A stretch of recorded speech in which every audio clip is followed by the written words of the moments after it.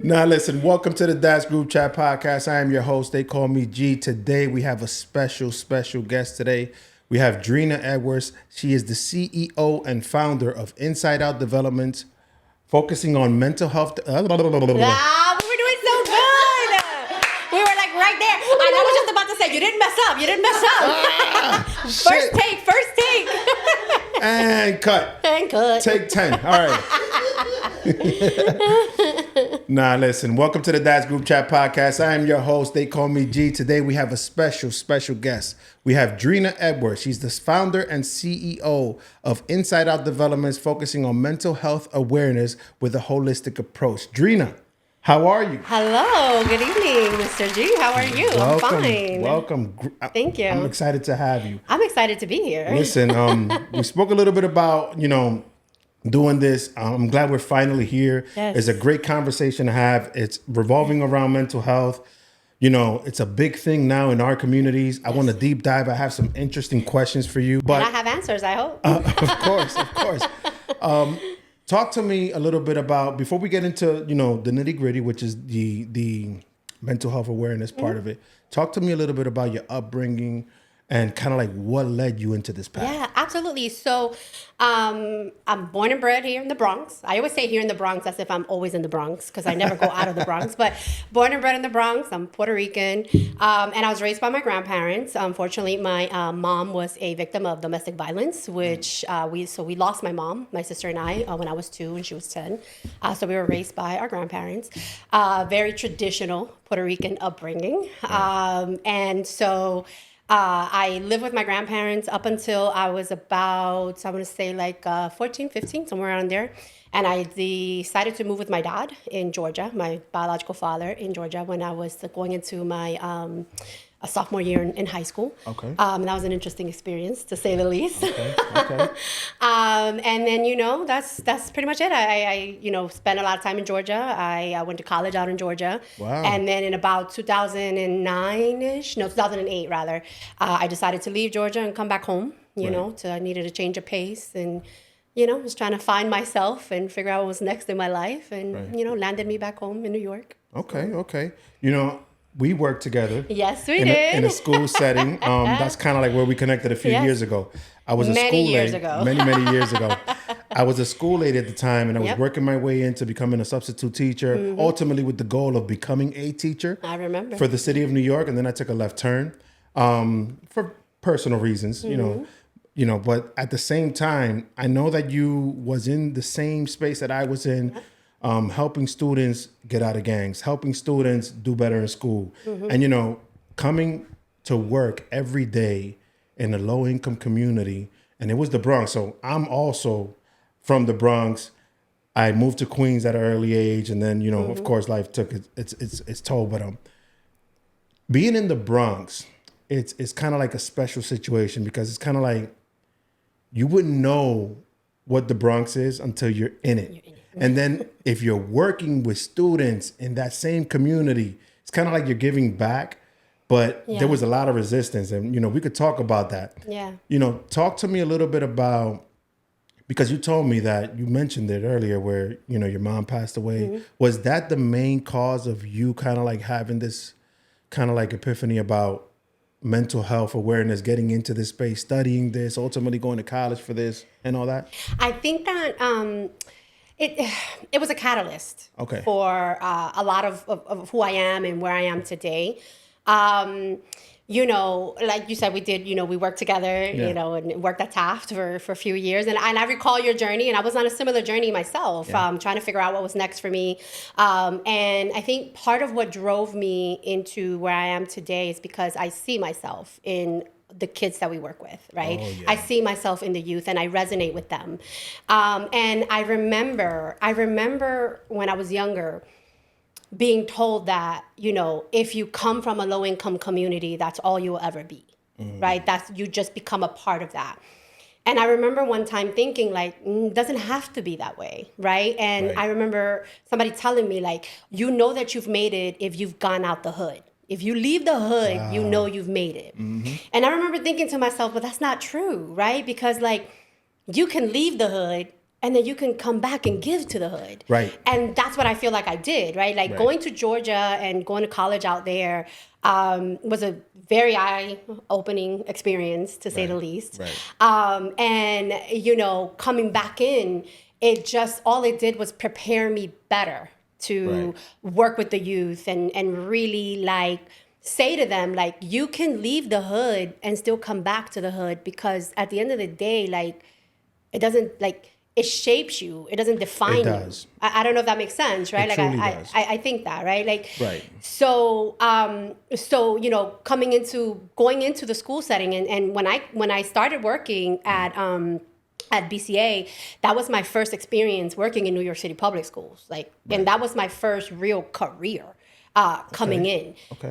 So through that time, I was also, again, trying to find myself, trying to figure out, well, what can I bring? What can I provide these kids that will remind them, like, you're from here, but that's okay. Like, you're still powerful. You're still you. You can still contribute so much. Like, don't fall 100%. into that narrative of, you're from a low income community, then therefore you're not gonna be anything. Like, and then on top of that, the other saying that is said a lot, which for me is untrue, is, if you're from the hood, right, being from low income communities, you got to leave and never come back. Yeah. And that's kind of like the opposite of what I was also trying to do at that time, because I remember there are students to this day from that time frame that still follow me on Instagram. Same. And I still follow them.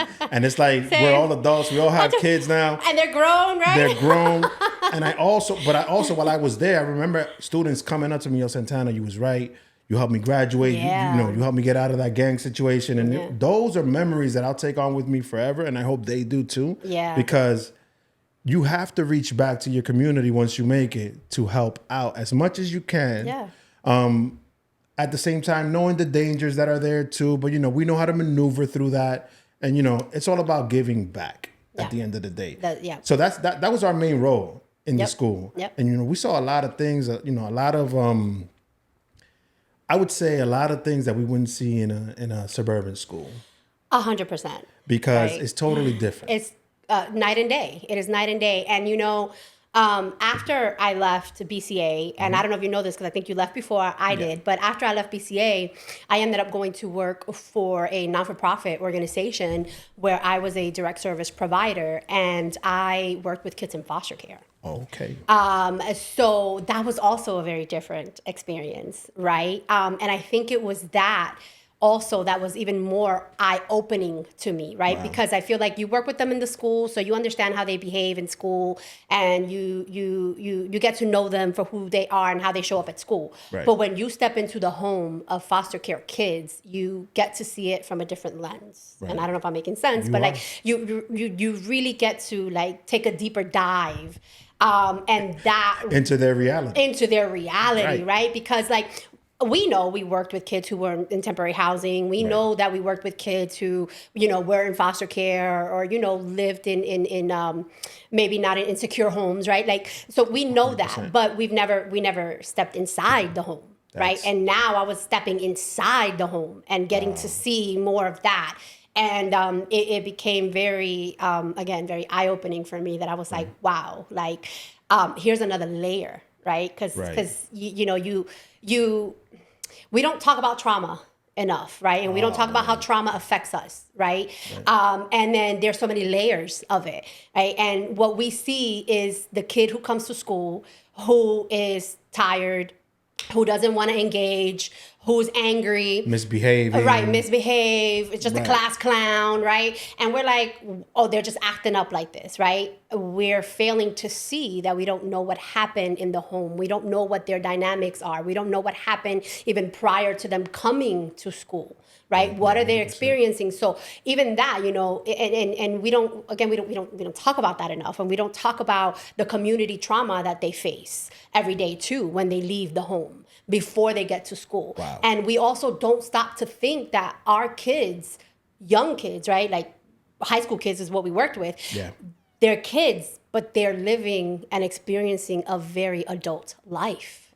100%. And we forget that part, right? And we just look at the kid to say, oh, that's so and so. Here he goes acting up again. Oh, that's so and so. Oh, she's so quick to fight. Oh, Right. she's so quick to do this. But we don't say, man, like, what is going on, right? And I think it was at that moment where I had to switch the lens and say, instead of saying what is, you know, like instead of saying, you know, what is wrong with you, what we should be saying is what's happened to you or what's happening to you. Right. Because it's that trauma that they're experiencing in either in the community, in the family dynamics, in their outside worlds, right? That is causing a behavior, right? No kid is inherently good or bad. There you go. Right? It's the behavior. And the behavior comes from some form of trauma that they're undergoing. You know what's crazy? You said, you know, we don't talk to them enough. On the flip side of that, I remember when I was a kid and I was bullied one day or whatever, I'll be afraid to tell my parents about that. I wouldn't speak up. So it becomes like a cultural thing. Within our 100%. cultures, we don't talk enough, you know, and we're going to dive into, because I have some questions revolving around mental health with elderly people in our communities who are not receptive to like that type of therapy because they don't want to face their demons, right? It's insane. But, you know, it's like, I remember days coming home and not speaking about it because I was ashamed, or, you know, I felt like I shouldn't speak about it because I'm being raised in this sort of household that doesn't accept these things. Right. And now now that you said it, it's kind of like hit me like a train. Like, I'm not speaking up in school. I'm being the class clown. I'm doing other things because that becomes like my escape. Yes. Right. And then I'm home, but I'm also escaping from reality at home. So I'm never really facing myself. 100%. Wow. And you know what's so interesting and I was just literally just having this conversation with my daughter prior to coming here. Wow. And we were just talking about that, right? Like, you know, what about the kid who, like you just said, is going through something at school, can't come home and talk about it because the parents are not receptive. And then now they have no other outlet. And so what happens? They shut down, right? Because if they don't feel supported at school, they don't feel supported at home, where else is there for them to feel supported? Because young kids, that is their only world. It's their home and school. That's it. Right? That's all they know. So if they're not feeling supported, where do they go? And then what ends up happening? They internalize it, right? They internalize it, they withdraw, right? Wow. And then that turns into some maladaptive behavior of some form. Right. And again, and like I was saying, I remember like in talking to my daughter, we were talking about that because I remember, like you, right? I'm Puerto Rican. Right. I cry, and what was the first thing my grandma would say? What are you crying for? I'm gonna give you a reason to cry about, or or I'd come home and I'd be sad or I'd be upset. What are you mad about? You got nothing to be mad about. You got food. You got a house. There's nothing wrong with you, right? Wow. But never ask me what happened at school. Right? Or never ask me, what is making you feel this way? Right? So what did I do? I was the withdrawn child. I was a very shy child. I was the one that didn't speak. I was the one that was like, I'm in this bubble. I'm here. I'm seen but not heard. Right? And so I never spoke about my feelings. I never spoke about how things made me feel because nobody was ever receptive. You know what's crazy? And then society expects you to go through high school feeling that way. Yeah. Right? Not dealing with the traumas you dealt with in high school, let alone elementary school or junior high school.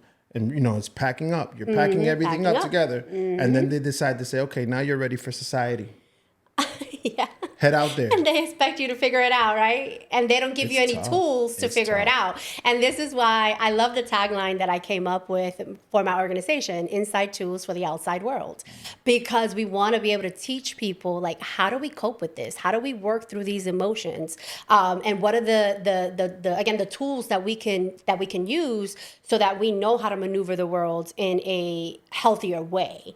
Right. And that's why I wanted to focus on that. That's why we're called Inside Out. Right. You have to work from the inside in order to be better for the outside.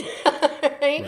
And so, yeah, I mean, you're right. And then we expect them to go out into the world and be these productive adults. But then we've never taught them anything about emotional intelligence. Right. So think about it. Right. If I said to you right now, Santana, how are you feeling? What are you going to say?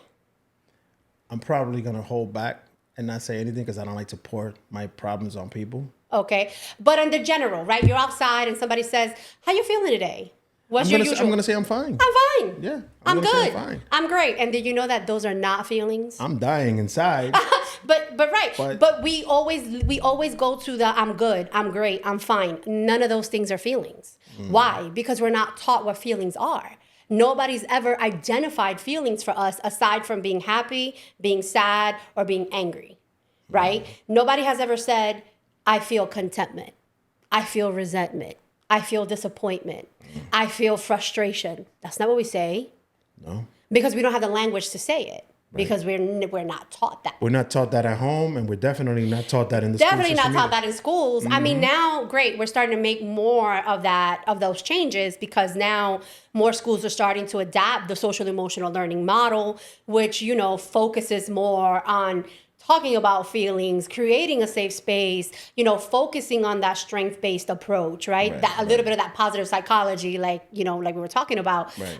And so now they're starting to make that change, but that really also only became more prominent after COVID. That is true. Right after the pandemic, when it's like kids were now really being depressed because they're at home, and then also keeping in mind that what COVID ended up, what happened too during this pandemic, was that people were locked in the homes, right? They couldn't go anywhere. So kids who were already experiencing a lot of trauma at home, Wow. it was 3 times, 10 times more fold, because now they couldn't escape to go to school. Wow. Because sometimes school is the escape, right? School is the safe haven. It is a safe haven. And it's a safe haven. Even if I'm not focused, even if I'm not doing good in school, even if I'm doing horrible, it's still a safe haven. It's still a safe haven. And you know why it's a safe haven? Because there's people like you and people like me who were at the schools, who gave them their voice, gave them and validated them, and allowed them to speak their mind and be themselves, and, help them feel affirmed, right, through their time. This is why it's important to always go back and help those that need help in your community. 100%. 100%, because who else is going to do it? Nobody else is going to do it for us. Right. And then on top of that, like you said, we go home and we shy away from sharing our experiences at home, because we can't even blame our parents, because they were brought up in a different world than us, where they really didn't speak about this. It's like you said, after COVID, this became a thing to focus on. Mental health was huge after COVID, right, because it put a light on it. There was nowhere else to put a light on. Yep. You had to see yourself in the mirror. People started, really experiencing depression during COVID. Anxiety. It kind of like spiked Withdrawal. up. Yeah. And, if school is your safe haven and you can't go to school, it's going to be a bigger problem. It's going to be a bigger problem, right? Wow. And so also, and then keeping in mind, right, like you're thinking about, like what you were just saying, in regards to like coming home and not being able to talk about it, there's this, again, there's this idea that mental health equals you're crazy. And then there's also this idea that, we don't talk about that, right? Just like we don't talk about Bruno, we don't talk about that, right? We don't talk about the person who's experiencing mental health, or the person who's been maybe in the hospital because they've had a mental breakdown. Like that's real hush, because what we do is we take that and we put it in a little Pandora's box, and we put it on the shelf and we leave it there. Yeah. We don't see it, right? Underneath everything. Right, and then it's like opening up. It becomes an issue, right? So we don't see it. If we don't see it and we don't acknowledge it, then it's not happening, because there's this stigma that comes with it, right? That says if I'm experiencing mental health, or if I'm experiencing some form of anxiety or depression or whatever, I must be the one that's crazy, and we don't want to be associated with that. Right. I go to therapy once a week. Great. I was in the military. I have a lot of things going on, but my therapist, we had a session this week, and she told me, if you feel that you putting all your energy into work is going to make things go away, or, you're working 7 days a week, or you add different tasks and you just stay busy and not focusing on what you need to kind of like face. Yeah. It's going to show up in different parts of your life when you don't want it to. I remember having mental breakdowns in the middle of Manhattan after working for the school, out of nowhere, just an emotional breakdown. And I would think, what is going on? Like, where did this come from? I didn't know the language that I know now. That's why it's important to go to a professional and speak to somebody. Yes, I agree. 100%. You know, and I get it. You could channel your feelings with your friends. You could channel your feelings with your family. But everybody's going through something. They may be going through something too. So they're not going to give you the professional assistance that you really need, or the guidance that you really need. I get it. They're there in that moment. It may feel like it's kind of like you're connecting with somebody and bonding over trauma. Yeah. And then you're just, bonding over trauma, and it becomes crazy. Yeah. It becomes a whole different other thing. Talk to me a little bit about challenges that you face now that you are a CEO and founder of Inside Out Development. And congratulations on that, by the way. Thank you. You know, now that you're in this world, talk to me about some of the challenges that you face on a day-to-day. I mean, it's the same, like we've been talking about, right? It's trying to break down that stigma, right? I think where we're making progress is that, we do have a generation, to quote how they say, more woke generation, and they're more receptive. So then what's happening is, because they're more receptive to it, they're taking it home, and then they're not afraid, I think, like what we were, to have those conversations. So that is starting to happen a little bit more. And I have noticed that as I've been, working with families and working with different youth, right? But I think it is still that stigma, right? That is the challenge, that idea of like, hey, like a kid has feelings. A young person has feelings, and you have to also understand that, like, they're trying to navigate their world is school. They're trying to navigate their social world, on top of going through hormonal changes, on top of their brain still developing, on top of, trying to figure out themselves, what their emotions and what they're going through, on top of trying to figure out their sexuality, on top of trying to figure out, where they belong socially. That's a lot, right? And I find that oftentimes the challenge comes from, again, that mentality of like, you're just a kid, you have nothing to worry about. You don't work, you don't pay bills, right? You don't do any of those things that us adults do. But they do, right? Because their 100%. job is school. Their job is to go to school. And school in itself is an institution, right? It's a place for them to go where there's other people who have other behaviors, who have other personalities, and they're still managing and trying to navigate those things, right? And so that has often become the challenge of trying to change that mindset of like, yeah, they're kids, but they're still going through something. Like, stop and ask. Listen. Right? And I think that sometimes the us as adults, we're so caught up, and you just said, you're working and working and working, and you're so caught up, and then you come home and you're frustrated because your boss yelled at you, or your coworker, said something to you that upset you, and you're stressed out because of your workload, and you come home and you're carrying that, right? And you're upset, and now your kid wants to come and talk to you about what they're upset about. And the first thing that we do is like, I don't have time to talk to you, because now I have to cook, I have to clean, I have to wash the dishes, I have to do laundry. You didn't do any of that because, whatever it is, right? So now I have to do that, and now I'm upset. And then now what we've done in that moment is we've just basically invalidated our child's feelings, right? So then again, where do they go? So it's like the challenge is like, with the adults is reminding them, like, sometimes you have to take a step back, right? You have to take a step back, and you have to kind of change your approach and say, okay, and this is something that I do with my daughter and had done, early on, and she would come home and want to tell me all about her teenage problems, right? Her teenage experience, right? And I'm thinking to myself, this is so unimportant, but is important to her. So then what I would started doing was like, hey, I want to talk to you about it, but give me like 20 minutes. Let me change my clothes. I'm going to cook. So while I'm cooking, come talk to me, right? Yeah. And so did I listen to everything she said?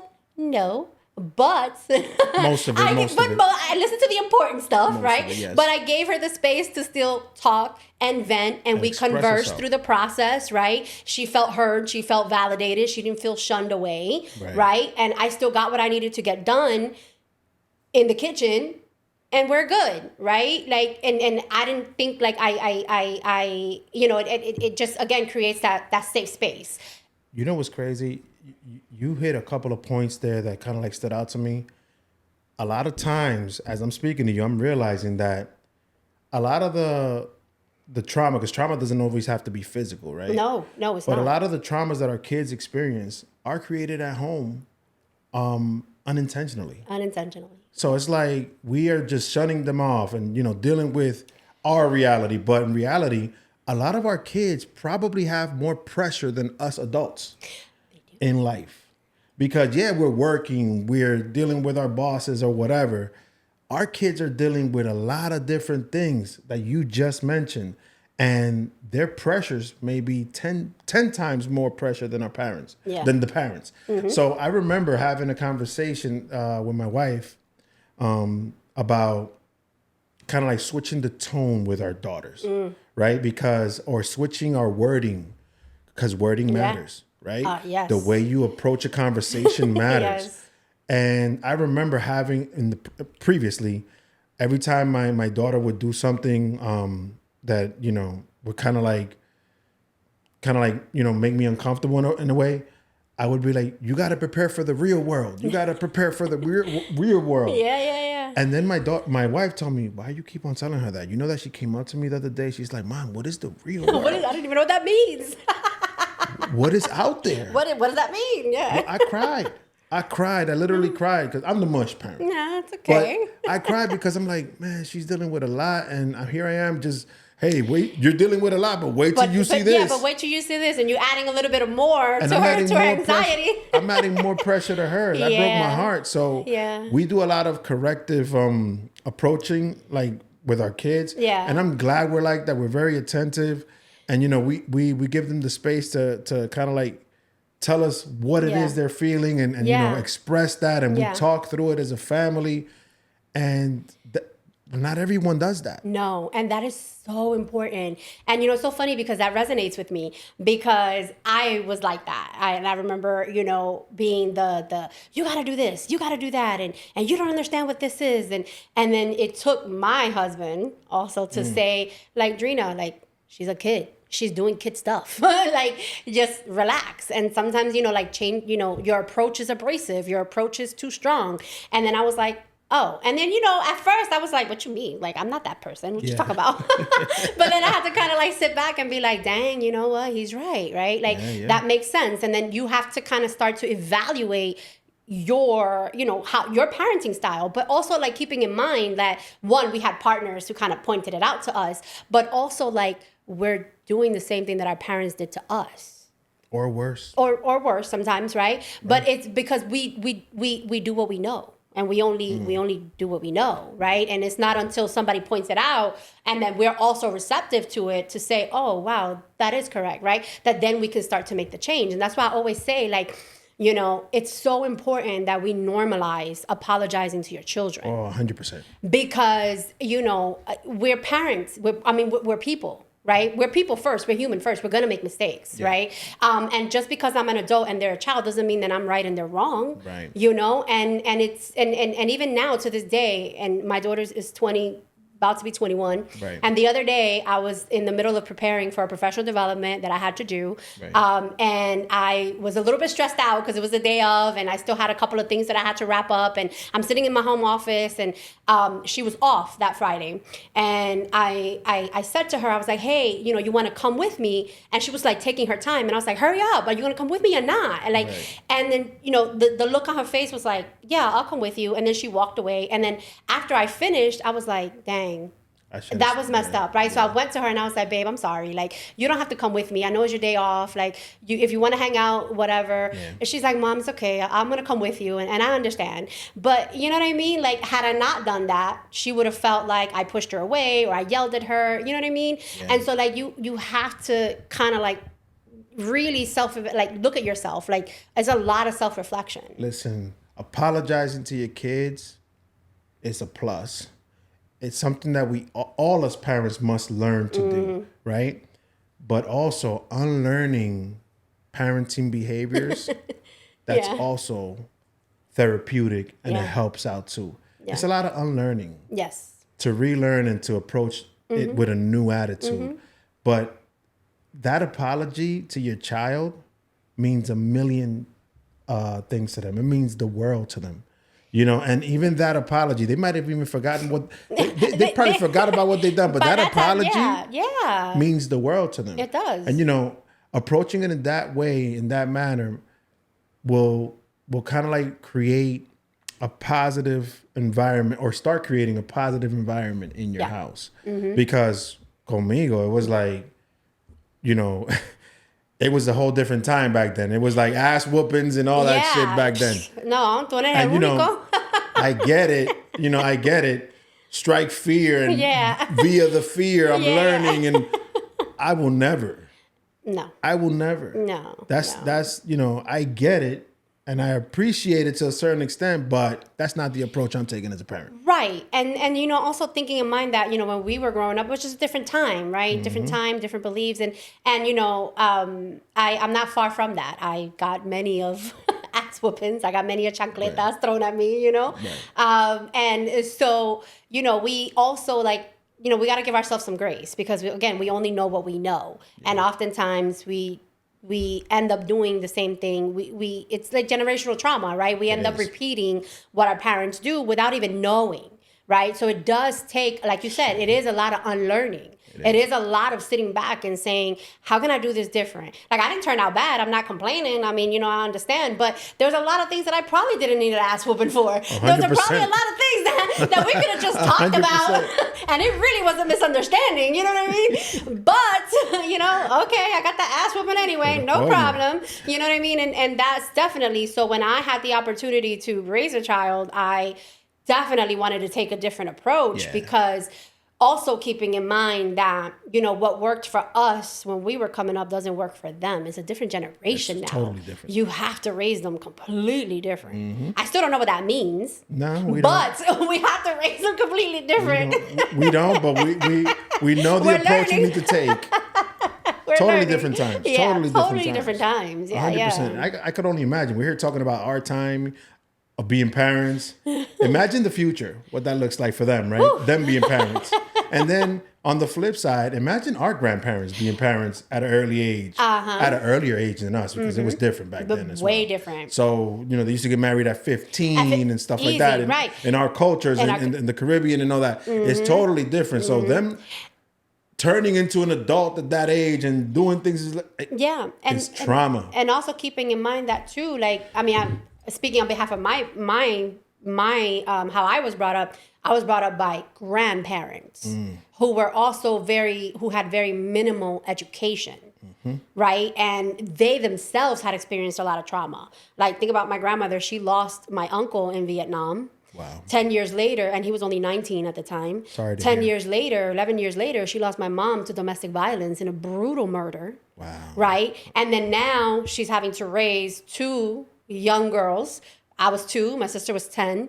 You know, my grandfather was our step-grandfather, but he helped raise her kids and then he stepped up and raised us, you know. And imagine, again, you're Puerto Rican, barely speak the language. You're here in New York. You don't have more than a 4th grade education. You're trying to make ends meet. You're trying to figure out and maneuver the world. And you yourself have undergone a lot of trauma that you haven't spoken about. You're just putting it aside. To raise everyone else. So then when you said you had a meltdown and didn't know what that was coming from, imagine them having a meltdown and it turns into, you're frustrated with me because I'm doing kid stuff, so the only thing you know how to do is to hit me. Or the only thing you know how to do is to belittle me or berate me or not show me love or affection, right? Because that's what you know. Wow. I'm sorry that your family had to go through all that. I'm so sorry. Listen, like I chose a long time ago to not be a victim, right? I chose a long time ago to be a survivor.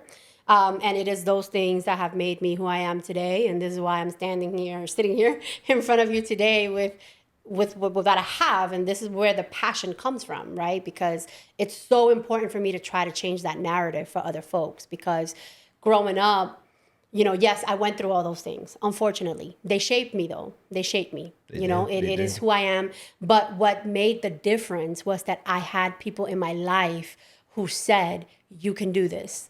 you're better than this. You can get past this. You're great. You're smart. You're you matter, right? And I had many, like at least 3 to 4 pivotal points in my life that I can go back to that were very, very poignant, that I was like, wow, that really like set forth like how I am and where I am now. And it's because I had people, right? I can think of supervisors. I could think of teachers. I could think of counselors, right? That were there to provide that support. That spoke positive words of affirmation to you. That spoke life into you. me, right? Yeah, right? And so I said to myself, like, when I get to be to that point, I want to be able to give that back. Yeah. I have to give that back because somebody gave that to me. And if I hadn't have received that, where would I have been? Right? Maybe if I had received that earlier, I would have made different choices and my life would have been different. I don't regret any of the mistakes or things that I've made because they've made me who I am. But how could I have, maybe things could have been different, right? If I've had that maybe at an earlier age. Wow. You know, my therapist said to me that a lot of trauma that we're currently feeling, even her, right, can come from our parents' trauma. Even from the womb, right? Yeah. Things that, let's say, my mom was experiencing at the time could show up in my life in some shape or form in some way as trauma. Yes. And that shit sounded crazy to me. This is why, as I'm looking at you here, you're a light. You're a light in a very dark tunnel. And I know, listen. Thank you. I appreciate. Listen.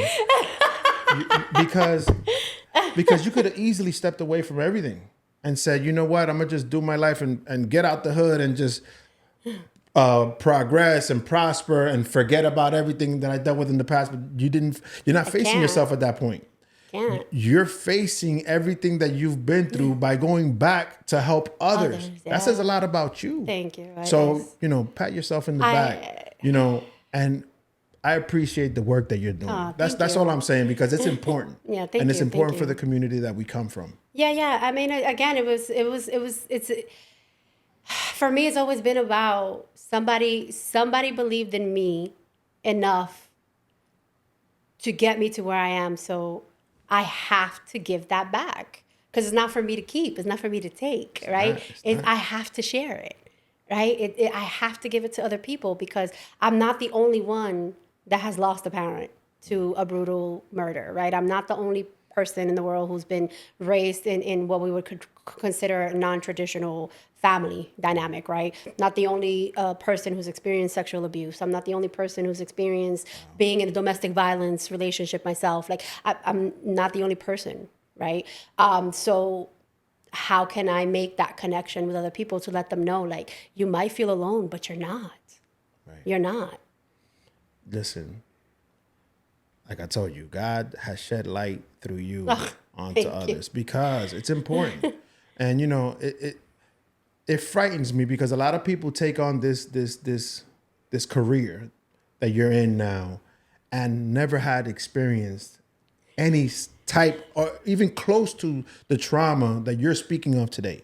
So it's important for people who are feeling this way or have gone through certain things to go back and share it and, shed light on someone else that's going through it right now, because there are students right now in the same high school that we worked in and many others across the city going through that same experience or worse right now. Yeah. They're becoming adults, like you said. They're becoming parents to their younger brothers and sisters because their parents are no longer around, or they're on drugs, or they are, nowhere to be found, or, they're being raised by an auntie or being left to fend for themselves. It's crazy. Right? As I was working in that school, I was like, there are kids here who are hungry right now. Oh, yes. And they're focusing on their hunger. They're not focused on school. That's just one little thing. One tiny thing. Out of all the problems that they may be going through. And so, when it became really real for me, when we were working at the school and there was a male student, and he was one of the students that always slept. And slept in class, and he would always get in trouble, and he would always get sent to the dean's office where we were, right? And one day I said to him, Dime, like, why are you so tired? Like, why are you always sleeping in class? Are you not sleeping well? And he says to me, he wasn't very forthcoming at first. It took me a little bit. But when he did finally open up, he says, I get so frustrated because I come here and the teachers are always yelling at me about, and it was like first period, right? First, second period. It's tough. And he's like, they're always yelling at me about me not having my homework done or me being asleep. And it's like, they don't understand. Like, I work an overnight because I have siblings I have to feed. And we live with our grandparents who are disabled and there's no money. So like I work at the bodega and I get off work at like 7 o'clock in the morning and then I'm coming here and like at least I'm trying. He said, I'm trying to come to school. I want to get my degree, my diploma. He's like, but like I'm tired. Like I don't know what else to do. Like I have to feed my family. And in that moment, my heart sunk because I was like, there's this 16-year-old who's working an overnight at the bodega, probably at that time making like maybe $10 an hour, if that, to feed his siblings. And he's still coming to school. So what are we doing about that as a school? What are we doing to say, hey, like, what else can we provide you so that you don't have to work the overnight so that we can focus on school? Or if you do have to work the overnight, how do we help get you to your diploma, maybe in a non-traditional setting, right? In a non-traditional, your regular school day. Like, how do we do that for you? And it was at that moment where I was like, dang, like these kids are really going through some real adult stuff. Like, really going through it. And nobody's stopping to ask. We're just upset that they're sleeping, that they don't have their homework done, that they're misbehaving, that they're doing this. So can we just take a minute and say, hey, are you hungry today? Yeah. Did you sleep last night? Yeah. And then and that was how many years ago now? That was like what? 2012. 2009. No, I was there like 2009, 2010 when I started there, right? So that was a 12, 13 years. So just recently, I was working at another high school. I was a community school director for 3 years before I decided to venture out. Yeah. And there was another student, male student again, and same problem, would come to school, would always be sleepy, not engaged, but he was very close to graduating. Right.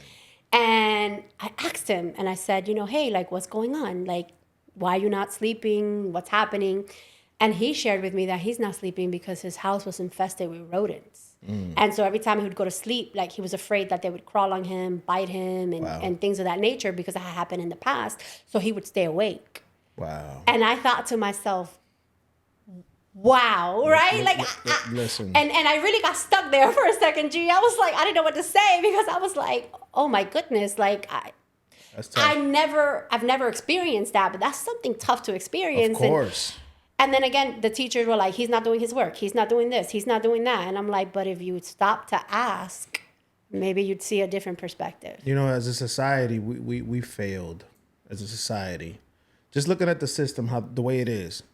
We was in the educational field. Mm-hmm. We're trying to get these students educated. We're trying to get these students to, graduate and prosper and, as you said, we're acting as if they're machines. You got to go to school. You got to go to class. Why are you not here? Why are you not there? They're going through their problems, and like you said, nobody's stopping to acknowledge the feeling because you gotta acknowledge what you're feeling yourself. But you also, people who are in pain recognize other people that are in pain. So it was easy for us to see a student that's quiet, not saying anything, but he's going through something. Let me talk to him. Let me see where he's at with it. Let me see where his mentality is. And that conversations, listen, I've had students DM me the other day talking about, I remember, Santana, I remember the conversation we had in 2017, 2013 and stuff like that. So it's crazy because these things stay with you. Yeah. And they shape you. And it's pivot points for them. And like I always say, it's like planting a little seed. You don't know when it's going to grow, right? Just like you have a little plant, you're going to water it here and there. Life is going to take its twists and its turns. Man. And at some point, it's going to grow. And when it grows, they're going to remember that pivotal moment. Who planted that seed, right? And that resonates with me a lot because I also teach at a college. I'm an adjunct professor at now Monroe University. And have been for almost 10 years. Nice. And the other day, literally the other day, I was standing on Fordham because I was going to the Chick-fil-A on Fordham. And I hear somebody go, Professor Edwards. And I'm looking around like, who is this, right? And it was a student who I taught at the college from 2000. It must have been like 2000 and maybe like 16, 17, it was like right before the pandemic. Okay. And she's like, oh my God, it's so nice to see you. You remember when you were talking to me about careers? So I decided to go for my medical assistant. I graduated. I got my degree. Thank you so much for the advice. And in my head, I'm like, I don't even remember this person's name. I remember the face, but I remember the name. And all I kept thinking about was she spotted me from across Fordham Road, right? Yep. And called me out by name, and she remembered me from how many years ago? Wow. Right? And I've seen so many faces, and it was again at that moment where I'm like, I'm making an impact. Yeah. Right? I'm making an impact. And that's all I care to do, because those are the people who will continue to also make impacts, right? Yeah. And that ripples, right? That has 100%. a rippling effect. Yeah. 100%. And you know when you're doing it from the heart, when you don't remember the person. No, I'm saying that for a reason, because you're not here just to get recognition for what you're doing. You know what I'm saying? You're here to just help out and move forward. And hopefully you've helped out enough for that person to make that pivot. Yeah. And this is what keeps happening.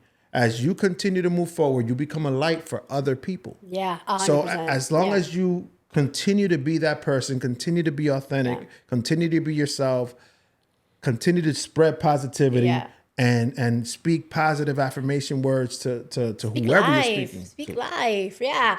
That's it. And it's so funny you say that, because it's again like I don't remember half of what I say, because I'm just talking. Like I'm just 100%. talking from the heart. I'm talking about, I'm resonating with your experience. I'm connecting with you on an empathetic level, right? Yeah. I'm seeking to understand where you're coming from, and I'm just letting you speak, and I'm just, bouncing back off of you. I'm not I don't know what I'm saying. I'm just being who I am, authentically myself, right? Yeah. And then again, is that in those genuine moments like that, what you're saying is sticks, right? Like they're really listening to that. Yeah. And it always like it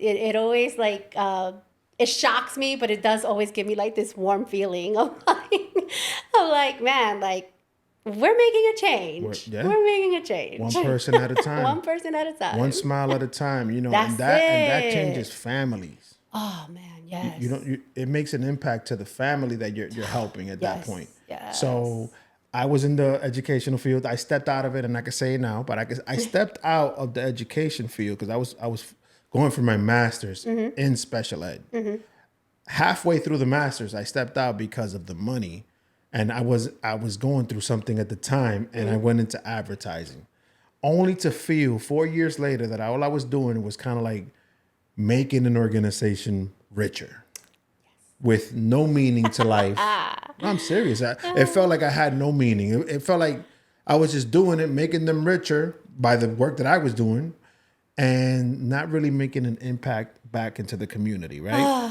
So at that point, I decided to switch career paths. And now I'm in an organization that I help the communities get back to work, get back to training. That's amazing. But in reality, it's not even about the money at this point.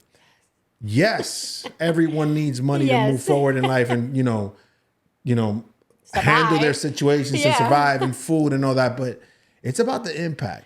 It's about the impact you make in other people. It's important that we understand the field that we're in and the purpose that we have. It's a gift. It's a gift, it's a right? Gift. We was given this gift to help others. Mm-hmm. It's not about the money. It's not about anything. It's not. Even I'm gonna just go ahead and say it. Even trauma, like the trauma that we've experienced, was for a reason. For a reason. And maybe that reason might be to help another person. Not maybe, it was. That's what it was. Wow. Right? God picks the strongest soldiers, and it just so happened to be us. And that's okay, right? And it's crazy that I hear you say that, because that's how Inside Out Development came to be, right? I've worked for not-for-profits. I worked for the school, and then I've worked for a number of non-for-profits. I've worked in foster care. I've worked with migrant families. I've worked in domestic violence. Wow. I've worked with unaccompanied children, right? So I've done a gamut and worked with different populations. And then this is why I decided to stop working at the school, because I felt like I wasn't making the impact that I wanted to make. And I thought, okay, how do I generate, or how do I create more impact, right? How do I really give this light and give this thing that I have to other people, right? To connect with them. Right. And so that's why I said, and I last year in September, of last year, I said, I told my husband, I was like, I got one more year at this. I got one more year being a community school director at this school. I love what I do because I love working with the kids. I was like, but I got one more year. That's it. After this year, I'm done. I'm quitting.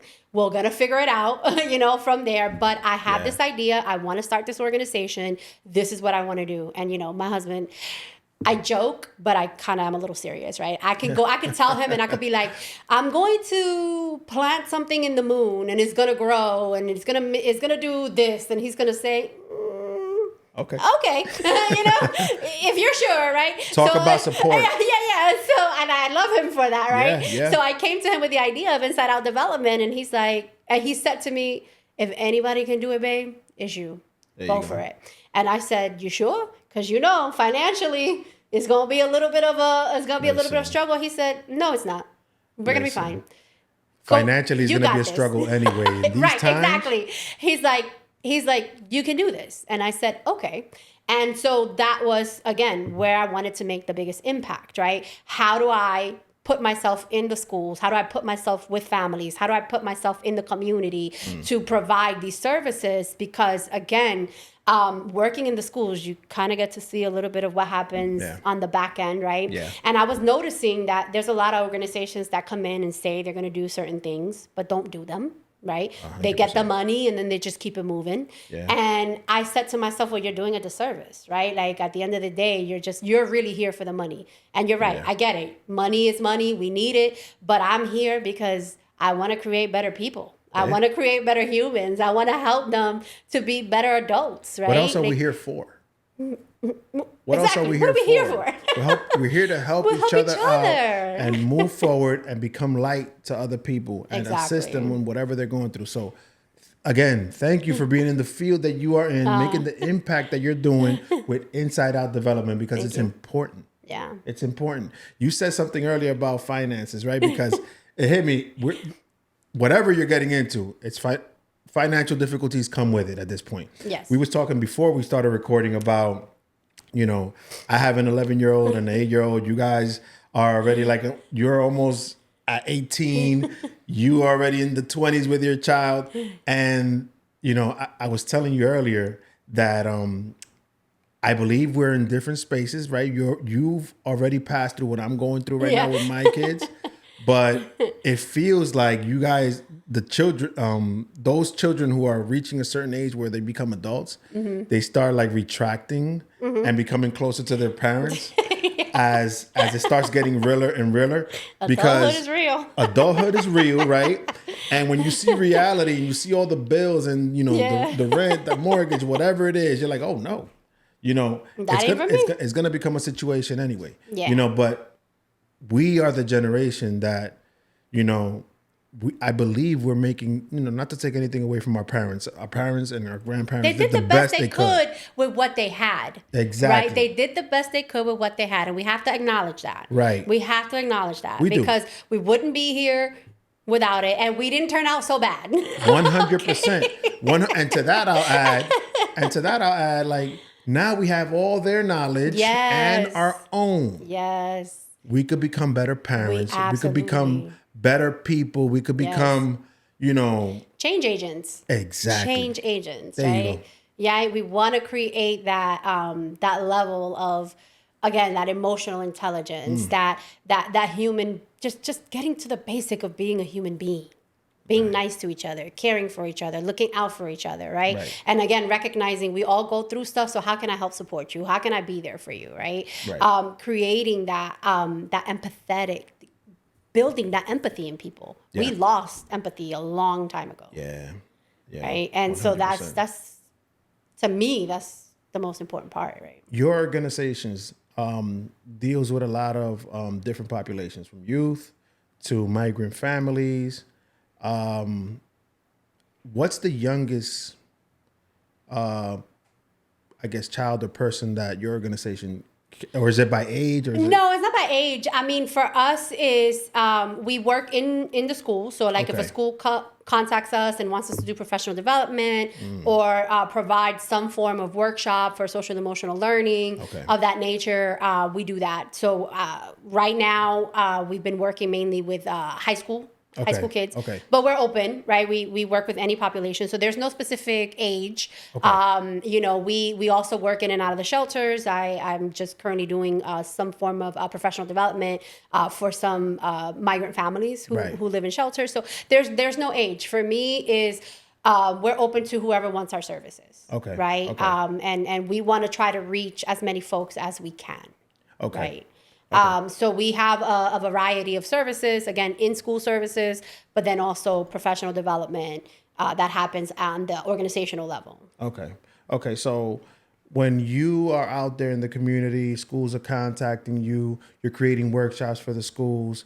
You also do workshops for the parents as well? Yes. If they ask us, yes, absolutely. And I am in the process of working with another organization who will be opening up a family center. And then they would eventually will have me come in and do some workshops with family. And I just recently worked with Synergy Healing.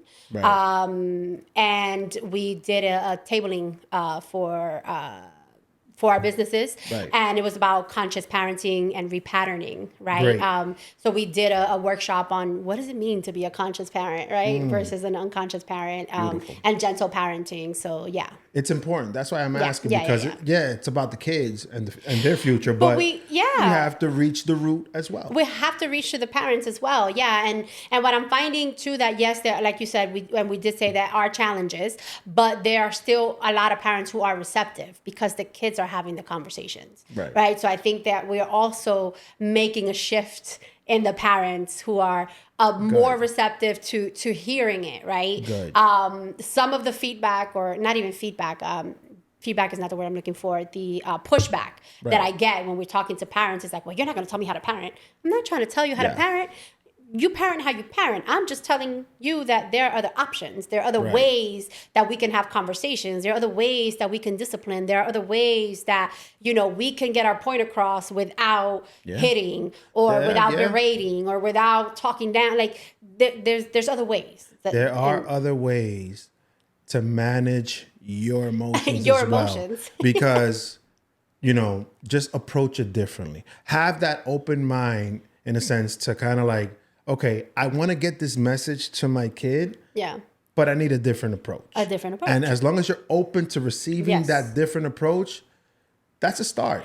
Because the reason I'm also asking is because culturally, our culture is very like dismissive when it comes to mental health and all that stuff. And it's very sad because it's kind of like we've all been programmed from an early age that like you said earlier in the podcast, like, oh, what are you feeling? That's not real. Or, what did you go through? That's not real. You're not dealing with this. And we emphasize you're not stressed out. Right. You're not stressed out. Try to deal with this. Like we're throwing our problems. We're minimizing their problems. Right. We're minimizing their problems while we're trying to say that our problems are bigger than theirs. Right. But they're not. They're not. Right. Yes. They might not be going out to work, but they're still going to school where they're dealing with other factors. Right. So we have to acknowledge that. We also have to keep in mind, too, that we are now living in a world where technology has made information much more accessible, right? Yeah. So what our kids are watching, the things that they're seeing now that is happening across the world is impacting them. Instantly. And nobody's addressing vicarious trauma or secondary trauma, right? Nobody's talking about like, hey, I'm looking at a genocide happening right now on my phone between Palestine and Israel. And I'm looking at people getting killed and babies being killed and masses of people and I'm seeing this. You don't think that affects them?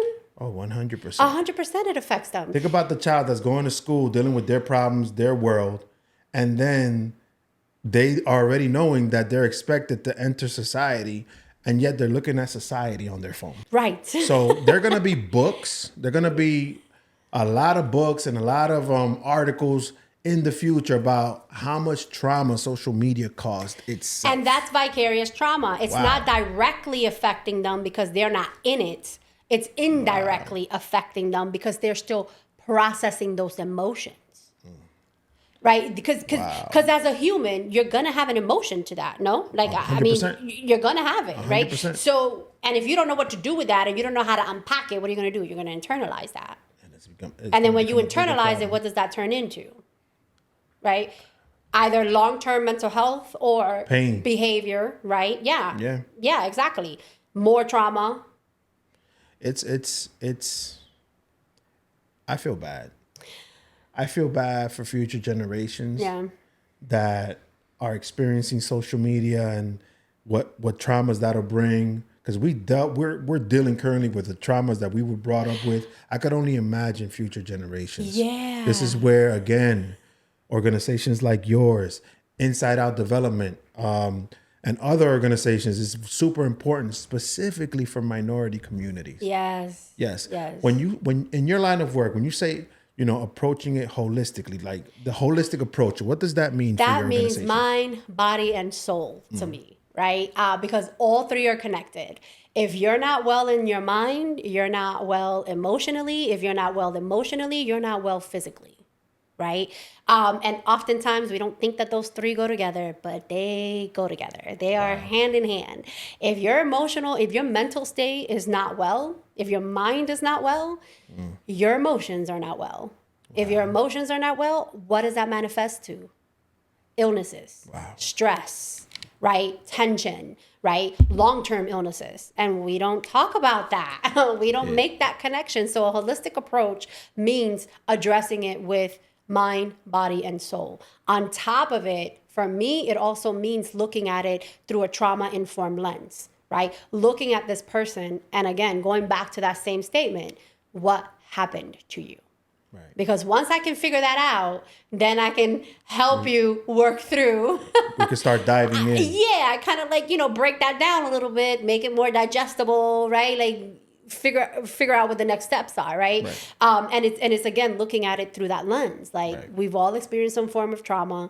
Let's work through that, right? Because again, once you figure that out and once you start to unpack that, then you start to get healed, right? And I think baby step at a time. One step at a time. But where people get a little bit stuck at is that shit's hard. Shit is fucking hard. That shit is hard. Like, think about it. Like, somebody said to me one day, a friend of mine, we were talking and she said to me, she's like, Drina, this shit got levels. I said, yeah, it got 100%. Levels. She's like, does it ever stop? And I said, no, because we're always changing. Like, that's how we grow, right? Like, what is the next step? Like, yes, we're dealing with the trauma that we've dealt with, but there's still something else. And then there's something else, right? And like what ends up happening is that we just become more resilient, right? Then we become more self-aware, right? Then we become, the self-awareness allows us to then move through the trauma.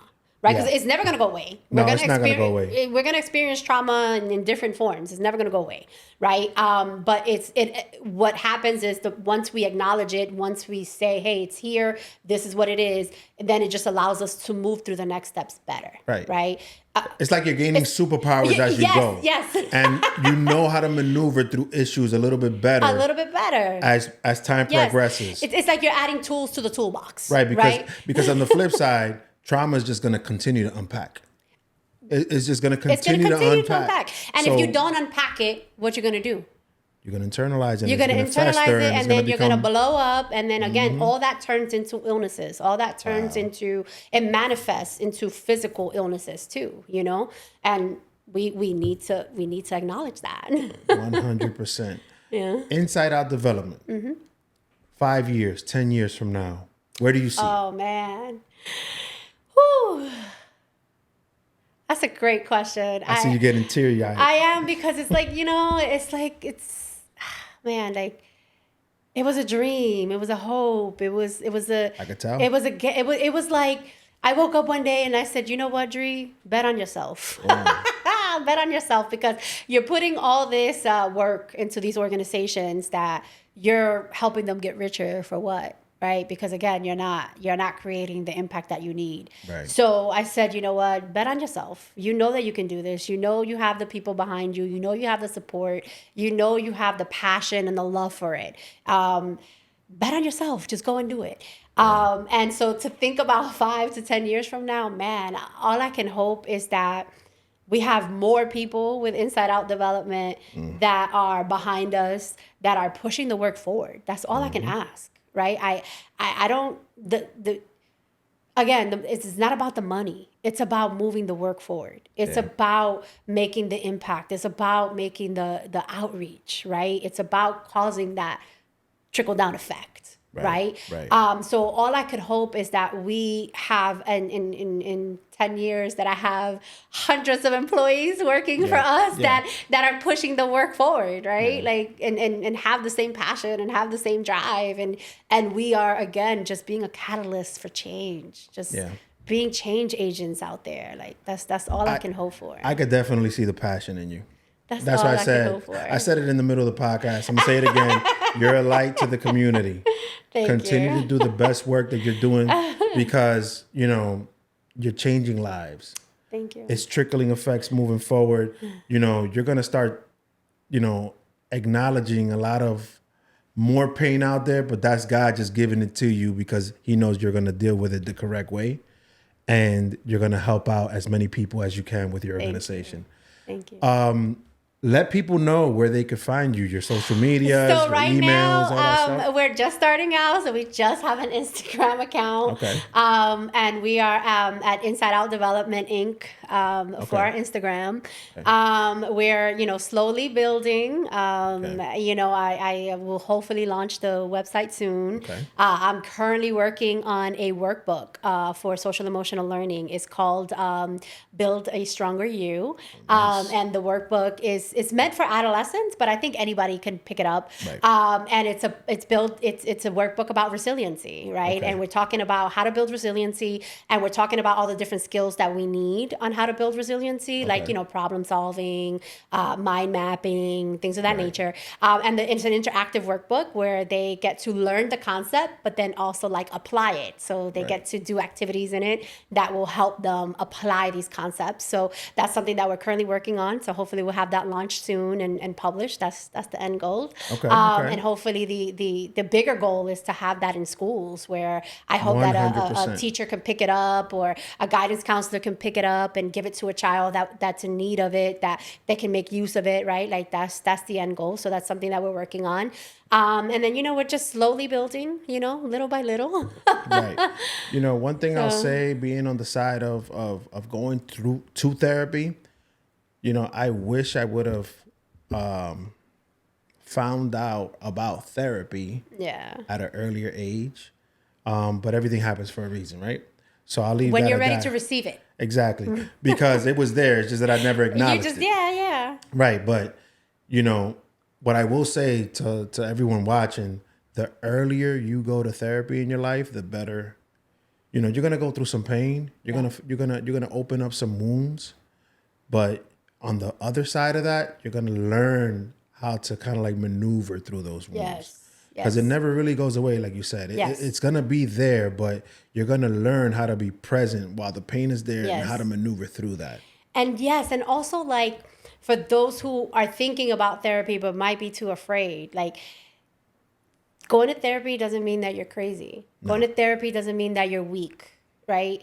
And sometimes we have those stigmas attached to it. Yeah. It just means that you need help. You need help, right? Okay. Or you just need somebody to unpack with, right? Because, you know, we have our partners and we have our friends and yes, we unpack with them, but it's different, right? They're gonna say, yeah, I know how you're feeling. That's great, you know, or I'm sorry that you're going through this, and that's it, right? But with a therapist, you're gonna get the tools that you're gonna need. You're gonna really dig a little deeper, right? And really get to know yourself through therapy. Yeah, right? Because 100%. Because again, some of that trauma that we go through, we pack it down. We're not really like addressing it. And when you go to therapy, you start to unpack that and you start to make some connections there. I started communicating better after therapy. And, you know, I'm going through therapy right now, but, you know, even just going to therapy has helped me to communicate better with my significant other, my wife. Yeah. You know, it just has helped out in many different aspects, not only my own, but even my kids. I'm thank God I'm there as a different type of parent because of therapy. Yeah. So it's helping other areas in my life as well. Yeah, and I'm a big advocate for it, especially people that work in the human services field or work with vulnerable populations, because, you know, again, we're susceptible to vicarious trauma too, right? Yeah. So it's important to be able to unpack some of that stuff. And as an empath and somebody who's empathetic, you soak all that in. Yeah. So it's okay to sit with somebody and just unpack it, right? Just unpack 100%. it. And I'm an advocate for, I remember when my daughter was young and she's like, I want to see a therapist. Okay. Okay, We'll go. find you one. Let's go. Right? Whatever you need. I don't need to be present. You just go talk and do whatever it is you got to say, because also our kids are not going to tell us everything. No. Right? And if they're coming to us saying, I want another outlet, provide that for them. You know, and, you know, I'm just glad she had a person who was receptive Yeah. in her life at that moment to say, hey, let's go. It's important. Drina, thank you so much for joining me on the podcast. This is an amazing conversation. You know, I had a lot of questions. You know, I was like, man, I'm interested in this. Answer them though? Yes, because I'm super interested. And I'm going through my emotions right now. And it's like, you know, you start to unpack and you start to, like, you know, see things from a different point of view and you know, just learning how to help others in a better way. And it's amazing the work that you're doing. I'm going to continue to say that, you know, for everyone out there, Inside Out Developments, go check them out. Drina, thank you so much for joining me. For all the group chatters, I love you guys. Follow me on YouTube. Subscribe on YouTube, Instagram, all that stuff. Subscribe and follow Drina as well. Inside Out Development, Inc. Listen, guys, we're out. Love you. Peace. Thank you.